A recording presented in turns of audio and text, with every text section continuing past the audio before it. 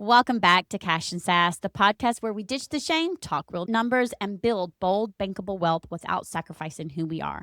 I'm your host, Lisa Marie, fractional CFO, wealth mentor, and the sassy wealth queen behind Transcendent Wealth Company. Today's episode is for the woman who's tired of chasing business models that don't feel right and ready to build wealth her way. My guest, Carol Tice, built a low ticket paid community that generated $6 million in lifetime revenue, replaced her husband's income, and eventually became a sellable asset that allowed them to redesign their entire life. We're talking reoccurring revenue, rejecting hustle culture, building businesses that don't own you. Hello. And what real financial freedom looks like when you stop following the crowd. And I'm all for not following the crowd. So, as I say, let's get into it. Carol, welcome to our show. And I hope I pronounced your last name correctly, and I apologize if I did not. I Yep. always normally ask, and I totally forgot to It's ask. just Tice the easy way. Oh, Yeah. yes. Okay. Yeah. You said that you rejected big ticket coaching when everyone else was chasing it. Now, I'm not putting down big ticket coaching because I'm a fractional CFO and I have one-on-one high-end clients, and it's considered a big ticket. So I'm no way, shape, or form going to have to say this for my listeners. I am not in any way, shape, or form putting that down. What I want you to realize is there's more than one way. Okay. And who knows? I might learn something that I can add to my high ticket, right? And someone else may say, oh, but I don't like this high ticket and therefore I can't make money. And guess what? This episode is going to be for you. Okay. So that's the whole point of this. So I just want to put that disclaimer in there before someone comes beating down on me, but you charge high ticket. I am not putting down high ticket. Okay. Yeah. I'm telling you that If there's you have an mid ticket, audience, high ticket, there's low ticket.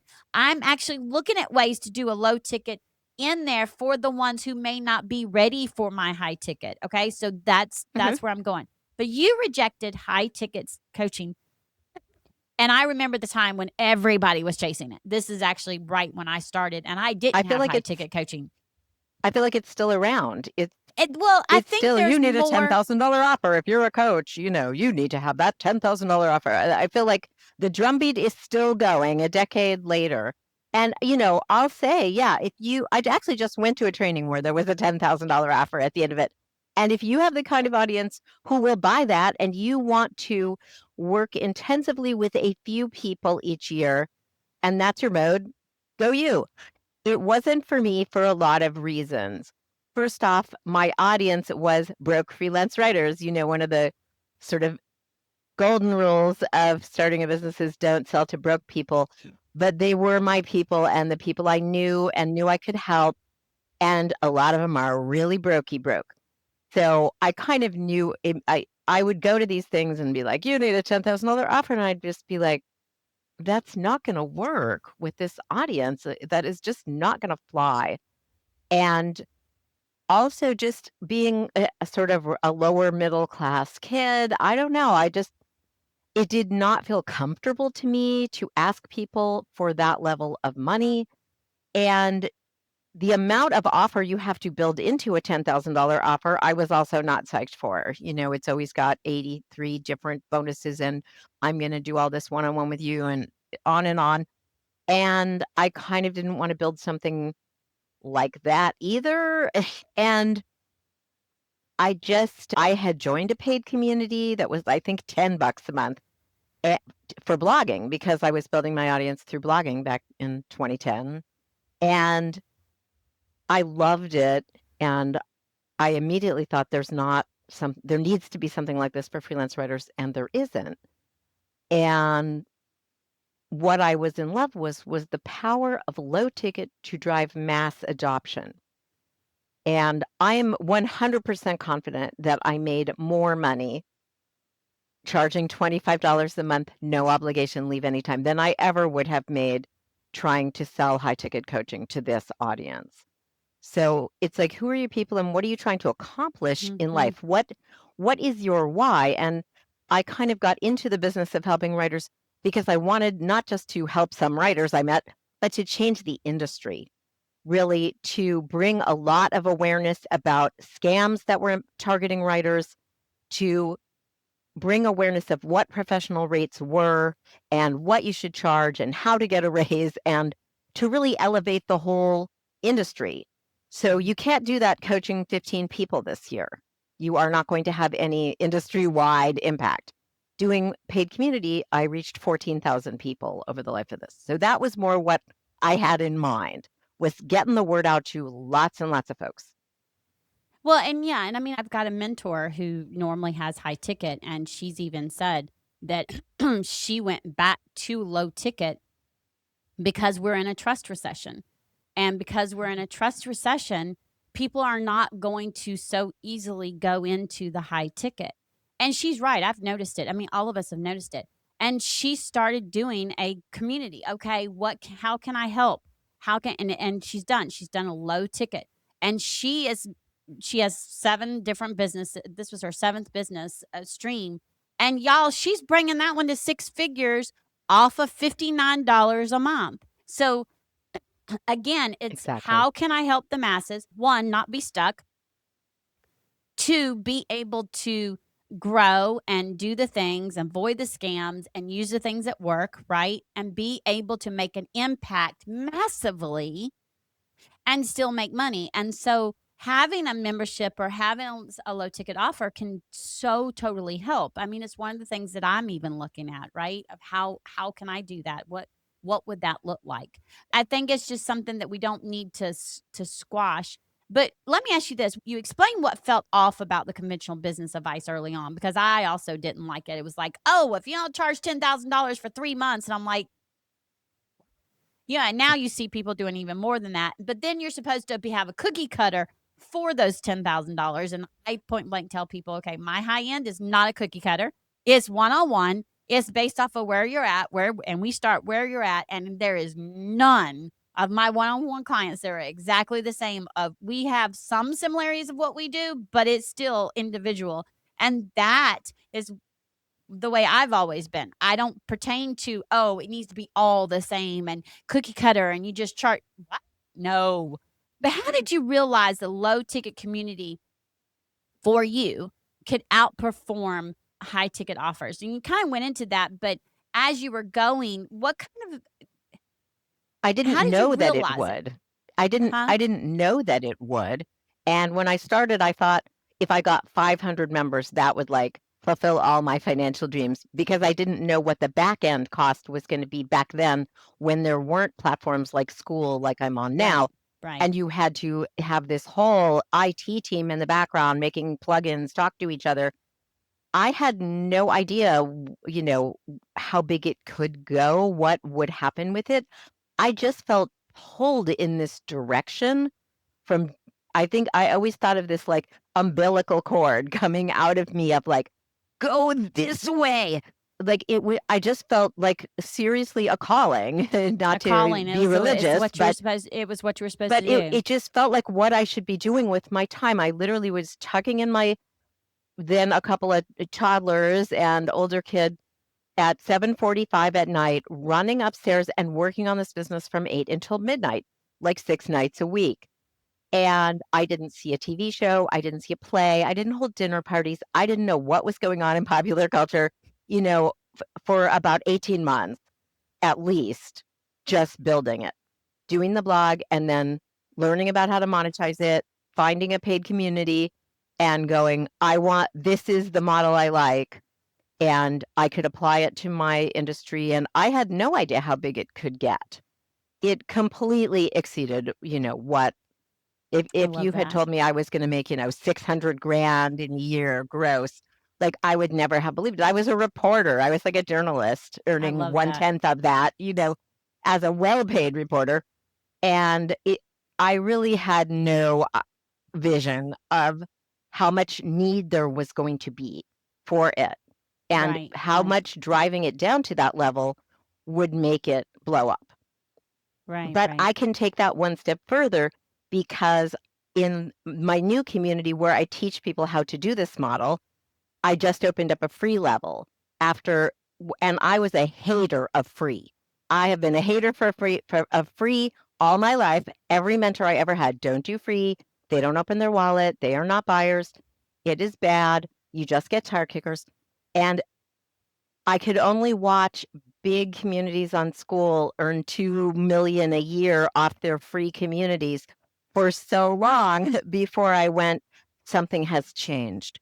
And it's back to that trust crisis that you were talking It's a about. it's where we are in, y'all. We are in a trust recession, period. And let me Yeah. tell you, it has affected. I know it's affected my business. It has affected, and you know me. I tell you like it is. I don't sugarcoat anything. Yes, I'm a fractional CFO. Yes, I'm a wealth mentor, and the trust recession has affected everybody's business one way or the other. I don't Academy. see it changing just yet. We've got to tweak to be able to build their Okay. trust. When I launched Community Growth Academy, we did 6 grand of Facebook ads with a team that had sold 15 million of courses. We followed the exact template they've always used, and maybe I got one person out of it because those people didn't know me. They came in on an ad, they got my case study all about how I built my first community, Freelance Writers, and they did not buy. They knew I knew a lot about this topic. They knew that I could guide them to launch a community that would make money, but there was still a gap where that they didn't jump How do I over. know? How would And I when know? you How do I know I can trust you? Yeah, and when you open up a free community and people can just start hanging out and seeing the conversations and seeing the help you're giving people, they can get to know you for as however long they need. People have said, why free level and not just 7-day free trial? Why is that not enough? But I did the 7-day free trial, wasn't enough. This is fantastic. And the quality of people I've gotten in as my free members has amazed me because you think it's going to be a lot of whatever randos. Mm-mm. It's serious coaches, people with programs they want to wrap community around, Well, and people exploring paid they're community, very serious also people. right. There is serious people who are like, okay, we're in a trust recession. I need to be able to tweak. What does that look like? I'm not sure what that looks like. Okay, well, we are in a trust recession, but I don't know if I can trust her. I don't know if I can trust him. Oh, she's got a free community and I can go in there and I can learn some stuff and see and learn to like and trust her, right? And that's the other thing of why I'm Exactly. so big on referrals. And I'm not talking about referrals from your other clients. I'm talking about referral partners, right? That's the reason why Sure. I'm building a referral partner list. And it's so like for example, Carol's gonna be I'm gonna ask her. Have be her on there because here's the thing, the more she and I get to know each other and the more I trust her, if I have someone that trusts me, they're going to ask me who would I recommend for something. They're 9 out of 10 times going to go and try her community and may not be on the free one for as long because someone they already know and trust knows her and trusts her and recommended her. Whereas if they found her just through the podcast or through something and I didn't say I highly recommend her, then they would go, they might still join the free, but they might be there longer. You see what I'm saying? Absolutely So true. it's you have to realize that that trust recession has affected all businesses online. It's affected all the businesses. And at first I thought, oh, it's just affecting my business or it's just affecting. No, it's affecting everybody. I've seen it. I've heard it. And being able to do different things and be able and y'all, I want to make an impact. I want to make an impact on more than just 5 people. I want to make a massive impact. So being able to have a low ticket or see the low ticket, those things are going to come into play. And so that's what I want to ask you. What do a lot of people, especially business owners, entrepreneurs, misunderstand about low ticket offers or low ticket models? Because I think there's some misunderstanding on them. Well, I think they think they're going to be broke because they're not charging enough. That's the thing is like, and there's a feeling of like, why should I give away so much expertise for $25 for a whole month of all you can eat everything? And you really have to kind of go through a mental shift in how you think about your expertise and what you're doing to hand it out for cheap to each person. Um, if you don't love that model, if you don't love that idea of offering basically insane value is what you're offering. It's like, yeah, if you did this one-on-one with that would be a 10 grand offer and I'm giving it to you for 25 bucks for a whole month. stay on if you want, leave if you want, I don't care. Um, it feels so generous and it feels so giving and welcoming and everything. And, um, I think it has to be your flavor that it, you have to trust that enough people will be attracted to your offer that this is going to pencil out better than the $10,000 offer was going to.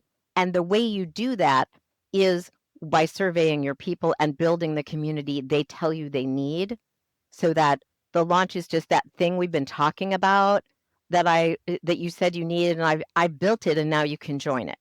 So it's sort of already their community before they get in the door. They're already invested in it. Mm-hmm. You've been being like, what do you think of these brand colors, this logo? Here's my free useful, PDF thing. What do you think of that? What do you think of these cover ideas for it? Take this member survey and tell me what you would most need in a community. How often do you want us to have live events? Do you want text-based lessons, videos? What is it you want me to build for you? What are your top pain point topics that I should have guests come on about? And you just design it with them so that it's kind of engineered for success. Mm-hmm. It's not you sitting in a corner guessing about, oh, I'm going to open a community about this. There's way too much of that going around, but that's what I teach in Community Growth Academy. The community I have I love now that. is I love that. go And step by step with your audience, build in public, involve them, and then that you will make the thing that there is demand for. When right, you sit in right. your corner saying, "Ooh, I know about this. I'll make a course and I'll open a community around it." It might work or it might not because you haven't been talking to anybody. So Right, you have no right, market research. And right. I try Well, and market research is really important. Yeah. yes, it's important. And everybody wants to skip it because their idea is in a magical, precious bubble and they love it and they don't want And it to meet the light of day and pop and die. It's true. And I get right. that. But the thing is the pivots that you will get from going out and talking to your people will save your business, will make your business happen, will give you the money, the income that you're looking for. That is how you get it. It's everyone says to me, "Carol, should I charge this or that?" And I'm like, "No, I am not the person to ask. You have to poll your community and ask them, if I provided this list of benefits, what would you find an appropriate, membership fee for Yeah, that?" you can give them like I don't have free a crystal because ball. right. Well, and one of the things I love about one of my mentors, she started off at a low price and they did it slowly. It's like $59 a month. Then they went after they built that, then they went and did one slightly higher. Okay. They call it like a VIP, or they don't call it VIP, they call it gold tier. And that Right on. was now, I don't know, 159 a month or whatever. Oh, It's yeah. still a little higher, but a little more and you'd be surprised how many people jumped to I wouldn't. that. I I didn't. wouldn't. I didn't, but you'd still be surprised because there was a lot of people who already built trust and they're going, "Oh, with this, I'll also get some one-on-one time to help with my marketing and my business. Okay, I can pay that. Oh, you'll let me pay yearly at $99 a month and lock me in? Okay, I want the gold." Do you see what I'm saying? Yes, it was Yeah, just $40 more. what you're saying is lower ticket has gotten a little higher over the Well, years, and that's no, true. what it is, she still has the low ticket. She still has her low ticket because 'cause I'm in it. Mhm. So she still has that, and we still get boom coons of stuff. I mean, and Sure. no doubt, I absolutely, and we get weekly group call. I mean, the amount of stuff we get has blown me away for $59 a month. Awesome to goodness. I haven't even used everything at that price point, okay? Exactly. What And what I'm saying is, like, when I joined a community, it was 10, and then I rented that was 25. The minute I sold it, they raised it to 40. I started my new community at 47, and now it's at 97 there's the free level and then the premium. And yeah, the thing that's magical about community is every meeting you have, every training you post, you're building more and more value into the mhm, community. So mhm, then you hit a point where it's worth more. Also, the number of people in the community. I have one student who launched early on, got to 500 members pretty quickly, raised his price because the interactions also are providing more value in the community. And yeah, now And I he's have a at like friend, 600. she's in school too, and so she has the free offer, and then she has 2 tiers. And Yeah. she has 1 tier and then this tier, and she added the second tier when she got to a certain number of members, and so there was a pricing point to where, "Oh, okay, it makes sense that." And now she's growing it even more, and again, it's able to sell. Now, you can and I still want to say that you can still have your high ticket because I was just now about to say you've that. got your community who 9 out of 10 times, maybe a year from now or 2 years from now, that's been paying this 25, 35, $97 a month is going to then say, wait, you've got this mid ticket or you've got this retreat day. Okay, I want that retreat weekend. I want that in that one-on-one intensive day. Where do I sign up? And they're still keeping that monthly, and Yes, now actually, they're doing that. exactly. You've got that free audience or that Mhm. $59 audience. And yeah, this isn't an either or. You've got to give up that No, it's $10,000 building offer. it's This building the this is how you trust. this is how you find the people to sell that offer to Right, without having to do 80 tons of marketing. right, right, and I love that, and I think that we have to realize that we don't have to do it the way it's always been done, that this way the building this trust, doing it this way is a good way to do it. Now you don't have to do it on school. There's Kajabi, there's all kinds of platforms. It's gotta be the one that you're most comfortable with, okay? It has to be. Do a tear down on the top platforms and compare them. Yeah, Yeah. it has to be. And I have several that are on school. I have one that's on 2 are on Kajabi, 2 is on Kajabi. I know a couple people that are on Oh, so another you one. get around the community world. Listen, as long as I can easily get onto it when I want to on my phone, that's my big thing. Is like, is there an app for this or do I have to log on to it only on my computer? If that, as much as I don't like being on my phone all the time, I have 2 kids. I'm traveling. If I can't get to the community easily, I will say I'm not gung ho about Circle as much as some of the other ones. Again, that's my opinion. I'm not putting anyone down. I was part of a community. That's just one that I'm not gung ho about as far as how it works and being able to navigate it. But there's so many of them, and again, you just need to choose the one that works for you, right? Well, and that Um, is the other thing that's crazy is that the barrier to entry to do a community when I started a decade ago, 15 years ago, you didn't have was high. you didn't have 10 choices or It 25 wasn't, choices. and it was costly. It wasn't like Right, running a blog where you could kind of do it yourself. You needed a technical team. And now I pay $97 a month to school and everything works and they introduce new right, features all the time. The right, barrier is so low. It's like if you right. have an idea, learn the steps to launching this the right way and give it a whirl, and yeah, see if it's a place to put your courses, which you could upsell to people, your coaching, you Mhm, could upsell people, your retreat you want to hold. mhm. I just think anyone who's doing online business now, if you're not wrapping a community around what you're doing, like you said, you're hitting your head against the trust crisis so hard. I went to a 2-hour pitch meeting the other day for one of these 10K offers, and I just felt sorry for this guy because it's just so much work Mhm, selling that way and having mhm, to kind of grind people down into your offer. And the thing is, I didn't come out of marketing. I came out of journalism. A lot of people who operate in the digital business space have a digital marketing background. That's what they did before they started this business. And that wasn't me. And I didn't want to sit around doing 2-hour webinars all week. mhm. That wasn't for me. I wanted to spend time helping my people make more money Right, right, doing my coaching. right, right, and then see, that's what I'm all about is making the impact. I love that.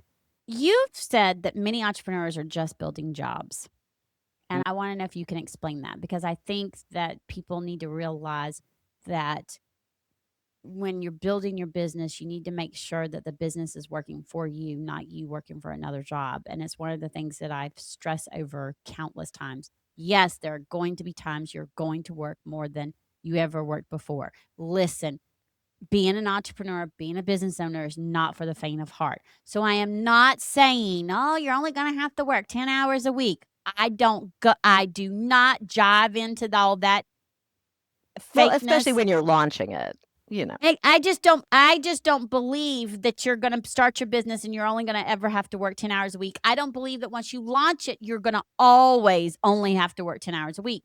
I believe on average, maybe 15 hours a week or 10 hours, maybe some for 10 hours a week. However, there are going to be times to where it'll be more. Sometimes it's going to be a lot less. I can tell you there during the summer, I work maybe 15 hours in 2.5 days, and I'm outside the rest of the time. I have that set for me. During the winter, if you include my podcast recordings, probably work about, we'll say 20, 25. And for me, 25 is full time. That's so funny because when I worked corporate, full time was 40 technically, but I never worked less than 45, 50 hours. Okay. I was always Right dog on. tired. Now, if I work more than 25, 30 hours, I'm like, I don't want to talk to somebody else. I don't want to go to bed. I don't want to talk to my kids. I want nothing to do with nobody. Okay. Yeah, you've re-envisioned how much full-time work Right. really should take in your life. Right. Well, so let me blow your mind with this because community is the model where you can dial it down to 0 hours if you feel like it. The thing is, community is a model where you can work in this business as much or little as you feel like. I have that guy who launched a five and he's got 500 members. He's 80. He travels all the time. And when he is on the road, he doesn't go in the community at all. And he outsources every job. He is not involved. So he can just take a month off, do nothing. He can come back in if he feels like getting in the forums talking because he loves to talk about investing money because that's his topic. Maybe he'll spend some time. But this also gets into that whole making it a saleable asset. And this is what sucked me back into the world of community and wanting to found Community Growth Academy is I just kept meeting so many coaches and I'd go to their website and the name of their business would be theirname.com. And my heart would just kind of die a Yeah, little mine's not. inside Yeah, because that mine's is the not. you bought yourself a job. Yeah, Because I have never made my business my name. I know I've never done it either. Except when I was a freelance writer, when the business was Well, I me. take that back. When I first started, it was Lisa Marie Accounting. It was because So it was there you go. accounting, and but I wouldn't put my last name in there. And then we rebranded and we changed it, and then we changed it one last time, and to Transcendent Wealth because I was like, this is more than about me. I wanted to make an impact, and that's where Transcendent Wealth was born. So yeah, the thing is when yourname.com coaching is your business, yeah, you don't get paid the week you're on vacation. If you don't work, you're not getting paid. You are it. And when you want to retire, you close the doors, get no exit, have no nest egg to build that retirement around. And, you just have to work till you drop, basically. And the state of people's planning for what their retirement is going to be like in this country is appalling. Just people are like, oh, I don't know, I'll figure it out sometime. Just no one has a plan, no one has a pension. The average Social Security payout is like $1,700 a month. Who can live on that? And people are not thinking about how they are going to live a nice lifestyle in retirement, how they're going to go on those European tour. I just was in Europe for a month. How are you going to, and we all live so long now, and I come from a long-lived family too.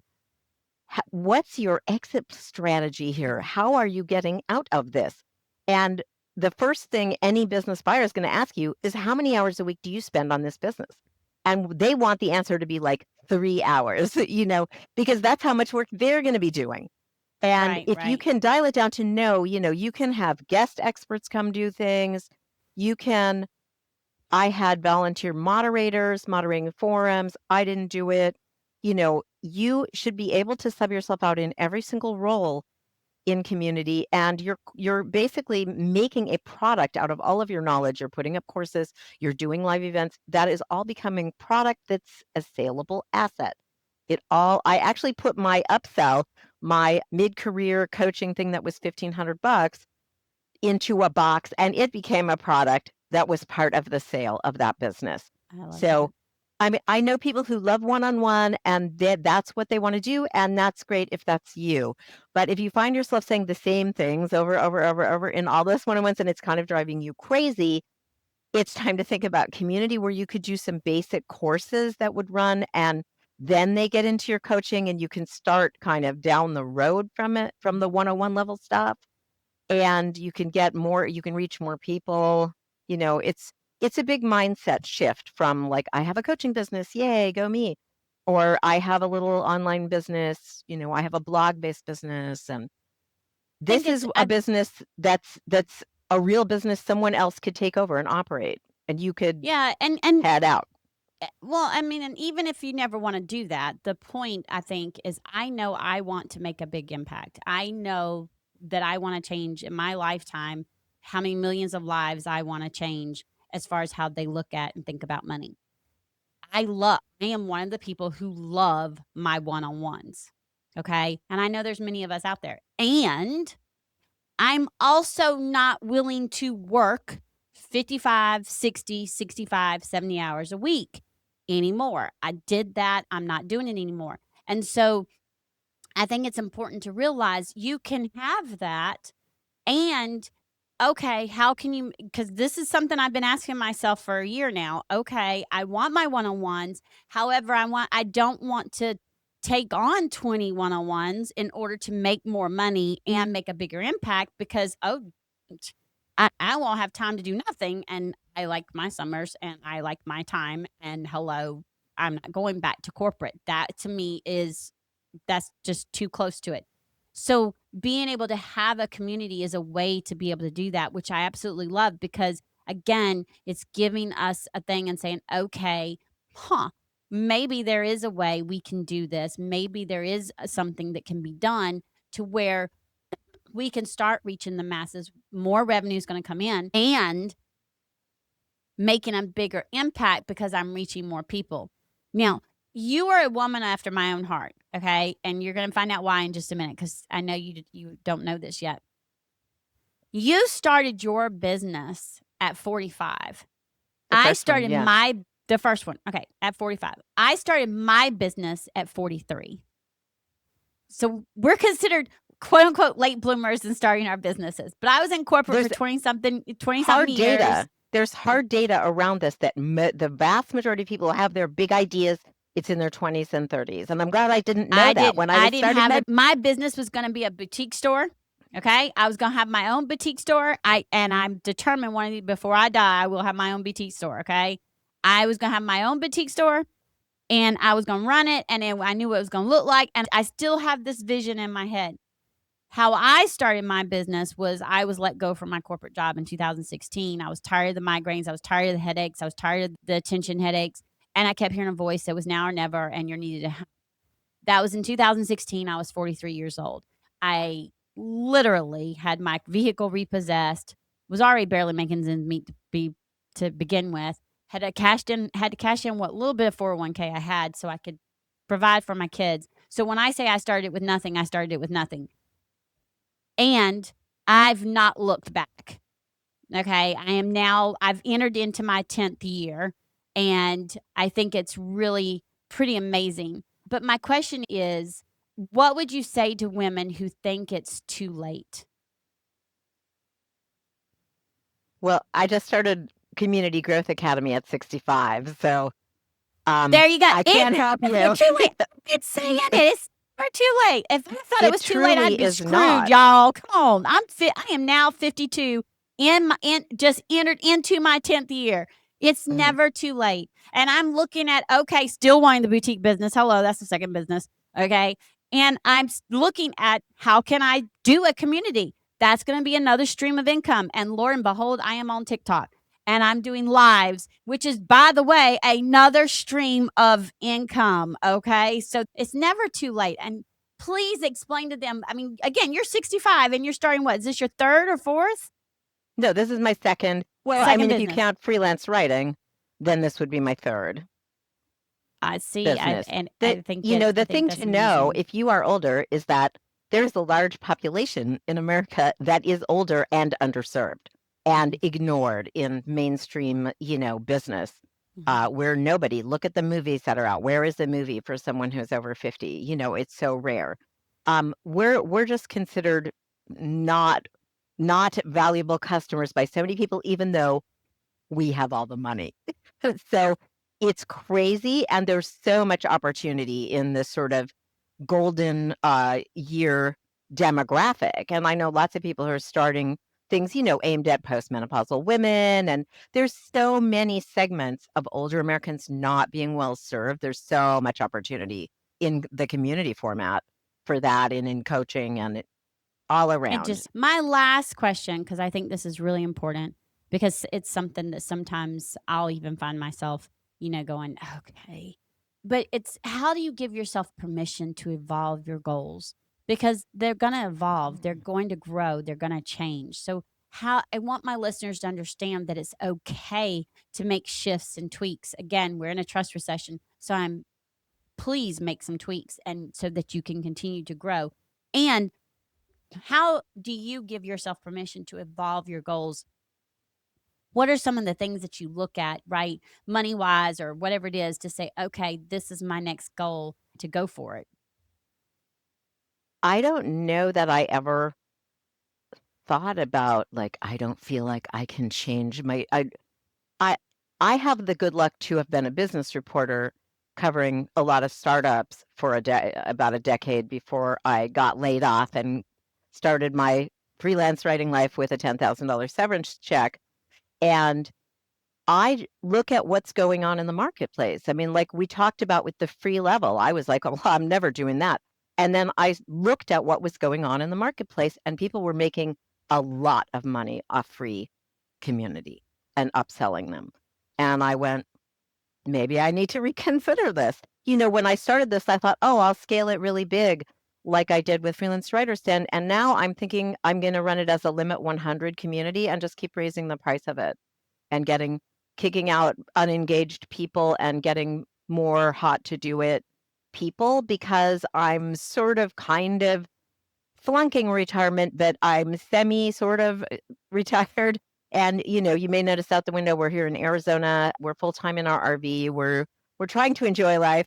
And I don't necessarily need to earn 600 grand a year anymore. I've had that exit and put away that money, and I'm thinking maybe it's 150K model, and the overhead is so low on it that maybe I could just work intensively with 100 people, and that's sounding better to me. I did a year of beta testing this, and, that I think the problem, it's not permission, it's that we get stuck with the idea we have in our head, and we don't wanna take in new information. It's that confirmation bias, where you want to look at things that confirm your theory of how it should be, instead of looking at what is really going on out there. And when you do that, your model might start to evolve. When you keep an open mind and like, "I'm an old bag here," and I got on School, I hadn't been on one of these big platforms, and it gives you a chance to look around at a lot of other communities. What are they doing? How are they getting engagement? How are they upselling people? What is their model? And it changed my mind about how I wanted to do it, but you have to have an open mind so you can change it is Mm-hmm. really the Mm-hmm. thing. Yeah. Yeah. I agree. I'm very much open mind. Carol, this conversation has been such a breath of fresh air, especially for women who are wanting income and freedom and and they're saying, okay, I'm having this issue with trust recession and and how can I make the money and build freedom and wealth and be able to do the things and maybe not work as hard. So where can listeners learn more about your work and grab your free case study, as well as please share the school link. Y'all, it will be in the notes, but if you'll share that so that they know where to find you. Yeah, you wanna go to the About page, school.com, and if you don't know it, it's skool.com/community-growth-academy/about. And you can get the free case study off of there, and you'll see a bunch of videos about the opportunity in paid community, about what we have in the community.